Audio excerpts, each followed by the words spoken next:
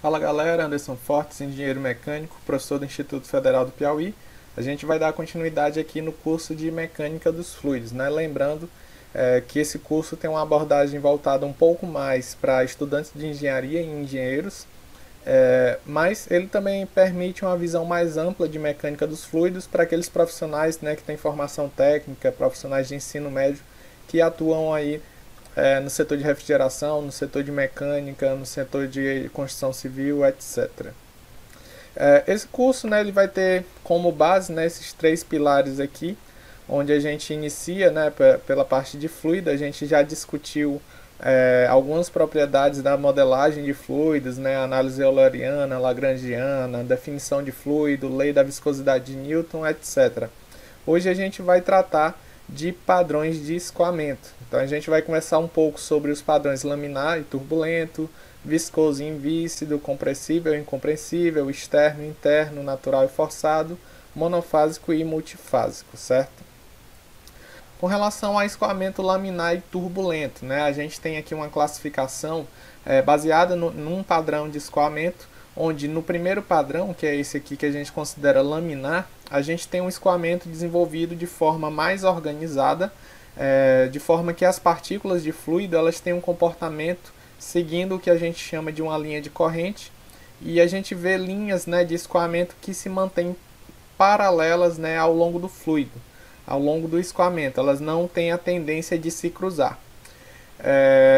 Esse tipo de escoamento, né, ele está caracterizado por dentro, né, quando ele é um escoamento interno, ele está caracterizado por números de Reynolds mais baixos.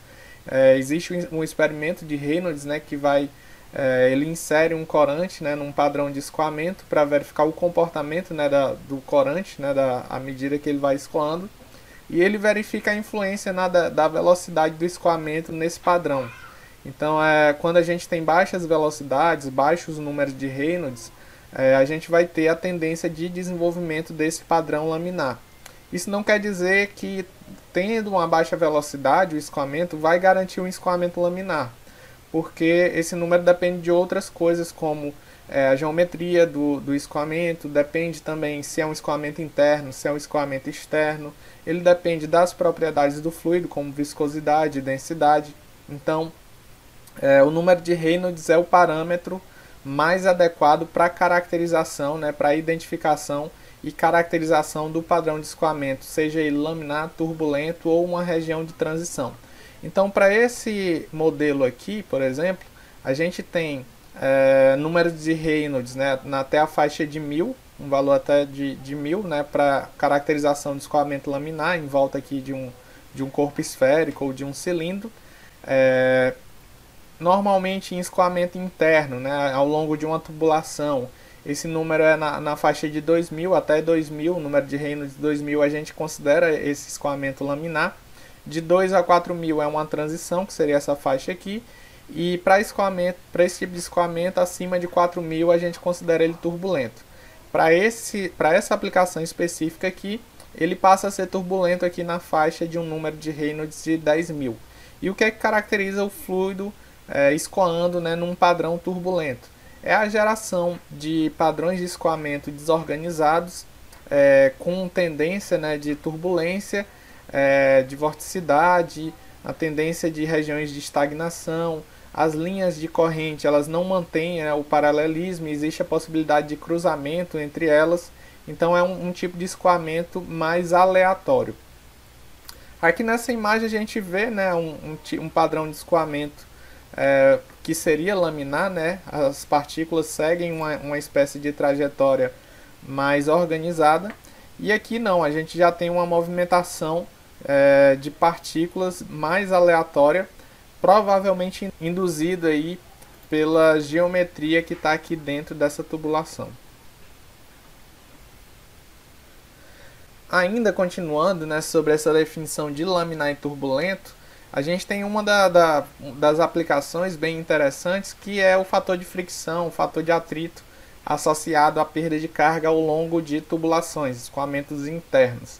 A gente tem aqui um diagrama de Moody, né, que ele avalia esse fator de fricção, ele define esse fator de fricção baseado no número de Reynolds, né, como a gente já comentou, a caracterização dele na faixa de laminar, na faixa de turbulenta, e também baseado nas propriedades da geometria, né, que no caso aqui é a rugosidade relativa, que seriam, né, a relação entre a rugosidade absoluta ao longo de uma tubulação em relação a um comprimento característico, que no caso é o diâmetro dessa tubulação. Para esse diagrama, o que é que a gente observa? Né? A gente tem aqui, ó, a região considerada laminar, né, é essa faixa aqui, e para essa faixa a gente utiliza essa linha, essa curva aqui, para identificar o fator de fricção. Né? Então, nessa faixa aqui, que é considerada o escoamento laminar, o fator de fricção é uma função apenas do número de Reynolds. Aí a gente tem uma região de transição que não fica muito bem caracterizado o comportamento do fator de fricção, e a partir desse ponto, né, que seria mais ou menos esse ponto aqui, a gente tem a caracterização do escoamento turbulento. E aí nesse escoamento turbulento a gente tem essas curvas, né, caracterizando o fator de atrito, e a gente observa que cada uma dessas curvas está associada a um tipo, né, de material, a um tipo de tubulação, se é uma tubulação nova, se é uma antiga. A gente tem várias curvas aqui que vão estar associadas a tipo de material e tipo, né, de tubulação. Onde essa curva mais abaixo, que é a que vai dar menores fatores de fricção, ela é de tubo liso, né, o que é considerado um tubo ideal, né? E a gente observa também o quê? Que o fator de fricção ele tem normalmente, né, valores mais altos para escoamento laminar em relação a um escoamento turbulento. Porém, a gente tem que entender que a perda de carga ela é proporcional ao quadrado da velocidade. O número de Reynolds alto vai estar associado a velocidades mais altas. Então, mesmo que com fatores de atrito menores, a tendência é que esse escoamento tenha maiores perdas de carga. A gente tem aqui uma outra linha tracejada divisória que faz a divisão entre a região do gráfico onde o fator de atrito depende do número de Reynolds e a região do gráfico onde o número o fator de atrito não vai estar dependendo do número de Reynolds. Então, qualquer tipo de escoamento, né, que esteja caracterizado à direita, né, dessa linha tracejada, né, então vamos dizer assim, número de Reynolds de 10 a 6, com uma rugosidade relativa de 0,01. Então a gente está aqui numa faixa onde o fator de atrito não é mais uma função do número de Reynolds, ele passa a ser uma função apenas da rugosidade relativa do material. E aí seria, né, basicamente uma aplicação da influência do padrão de escoamento, né, em fatores de atrito que vão levar às perdas de carga dentro de uma tubulação ou de uma rede de dutos.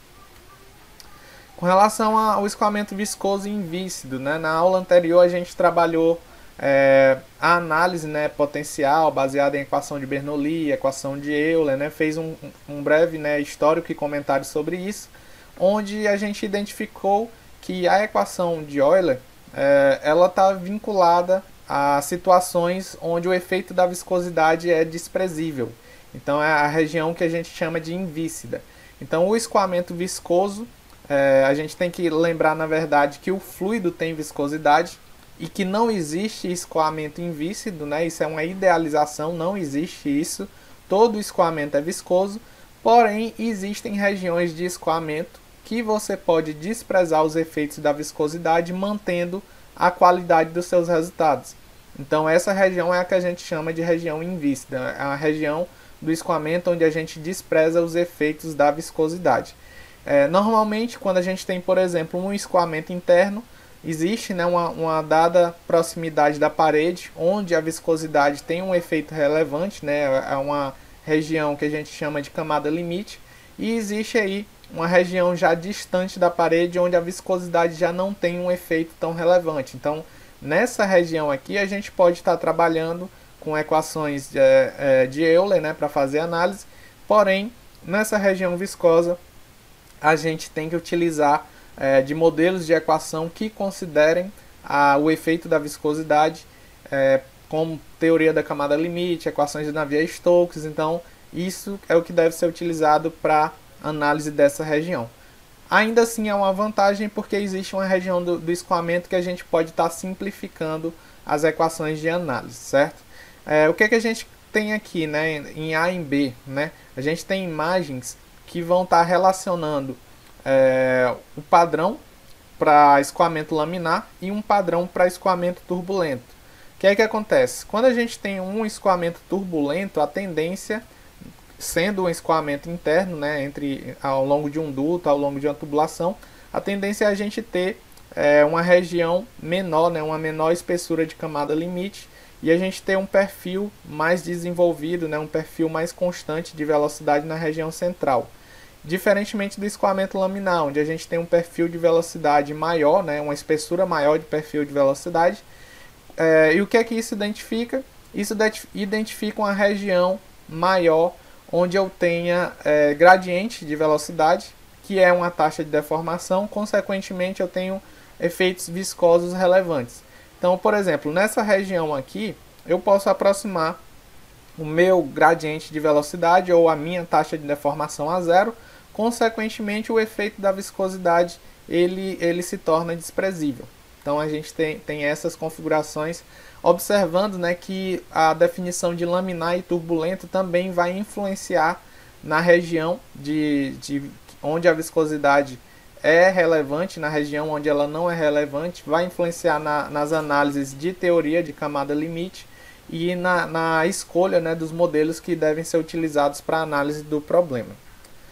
A gente tem aqui outro padrão, que seria o padrão de escoamento compressível versus escoamento incompressível. A gente observa também que, assim como a questão do viscoso e invícido, todo escoamento, todo fluido, na verdade, é compressível, porém, existem situações onde a compressibilidade desse fluido não é relevante. Então, a gente costuma adotar todos os escoamentos com líquido como incompressível. Por quê? Porque a variação, né, de densidade desse líquido ao ser submetida a uma pressão é uma variação muito baixa. Então a gente acaba considerando o líquido como incompressível. E na maioria dos problemas essa consideração não leva a erros relevantes, né? Leva a resultados aproximados da situação real. Porém, existem situações onde a compressibilidade deve ser considerada, onde o efeito de variação de densidade do fluido ao longo do escoamento deve ser considerado e que vai ter impacto relevante no fenômeno que está sendo analisado. Então a gente tem aqui um exemplo que está relacionando a compressibilidade ao número de Mach, onde a gente considera até 0.3, né, um escoamento com número de Mach até 0.3, como um escoamento que a gente pode utilizar o modelo de incompressível. A partir de 0.3 já existe, né, um erro relevante associado ao modelo incompressível, então já é interessante considerar os efeitos de compressibilidade no escoamento. Como é que a gente observa aqui? Ele está analisando aqui a pressão dinâmica de um dado escoamento, né, em função de velocidade e número de Mach. E o que é que ele observa? Utilizando o modelo compressível, ele tem esse resultado. Utilizando o modelo incompressível, ele tem esse resultado. E aqui é o erro, né? O percentual de erro que ele assume. Então, até Mach 0.3, que é um escoamento subsônico, que a gente utiliza o modelo compressível, né, de forma aceitável, a gente tem um erro percentual de 2,3%. Agora, quando esse número de Mach passa a 0.5, esse erro pode passar a 6,56%, o que pode comprometer os resultados da análise e os resultados do problema. Então, a gente vai estar nesse curso, né, que é um curso introdutório, vinculado a fenômenos de escoamento que podem ser modelados como incompressível, então com número de Mach até 0.3. Em geral, esse curso de escoamento compressível é um curso à parte, é um curso um pouco mais avançado, que não está no contexto, né, de cursos introdutórios de mecânica dos fluidos. Então aqui a gente tem, só lembrando, né, o escoamento incompressível é aquele onde a compressibilidade, né, a variação de densidade do fluido não é significativa ao longo do escoamento. E ele está vinculado principalmente ao adimensional, ao número de Mach. A gente observa aqui, falando um pouco sobre o escoamento compressível, né, que existem, né, aplicações específicas, né, como por exemplo na aviação, onde existe uma região onde o escoamento é considerado transônico. Ele está fazendo uma transição de subsônico para supersônico, e nessa região o coeficiente de arrasto tem um aumento, né, um crescimento brusco. Então é uma região crítica, né, de voo. Então o ideal é que as aeronaves sejam projetadas, os mísseis, né, os armamentos que tenham a necessidade de trabalhar numa região supersônica, né, uma maior velocidade, tenham uma transição rápida, né, por essa fase de transônico, porque após o escoamento se tornar supersônico, né, após ele passar, né, da barreira do som, a tendência é que esse coeficiente volte a cair, né? Então, quanto mais rápido for essa transição, melhor será para essa aeronave, né, em termos de consumo de energia, em termos de eficiência. Isso também é um dos fatores, né, que limita, né, a maioria dos voos comerciais a um escoamento que ainda não é supersônico, né? É o que limita, né, a maioria deles a um número de Mach na faixa de 0,8. A gente tem aí também falando, né, do escoamento compressível e incompressível, aplicações, né, de bocais e difusores, né, de convergência e divergência, que eles têm o objetivo de que eles têm uma entrada que está associada a um bocal, então essa entrada está promovendo em regime subsônico a aceleração do escoamento. Nessa garganta, o objetivo é que esse escoamento adquira uma condição supersônica, e aí a gente tem depois um difusor já numa região de escoamento supersônica. O que é que acontece? Para escoamento supersônico, a gente tem meio que uma inversão de comportamento do escoamento. Aqui a gente teria, se fosse um escoamento subsônico num divergente, né, num difusor, a tendência é uma redução de velocidade, mas no escoamento supersônico a tendência é aumento de velocidade num difusor. Então aqui seria, né, uma espécie de aceleração de escoamento, inicialmente para atingir uma condição supersônica, e depois a gente teria mais aceleração para ter, né, de fato um efeito de aceleração associado a escoamento supersônico. A gente vê aqui no gráfico, né, a velocidade. Então a gente está aqui no bocal acelerando, a gente passa do regime supersônico, né, na garganta, e aí a gente tem um difusor, então a gente está aumentando a área e mesmo assim a gente continua acelerando o escoamento. Aqui também tem curva, né, de comportamento de temperatura e pressão para essa situação.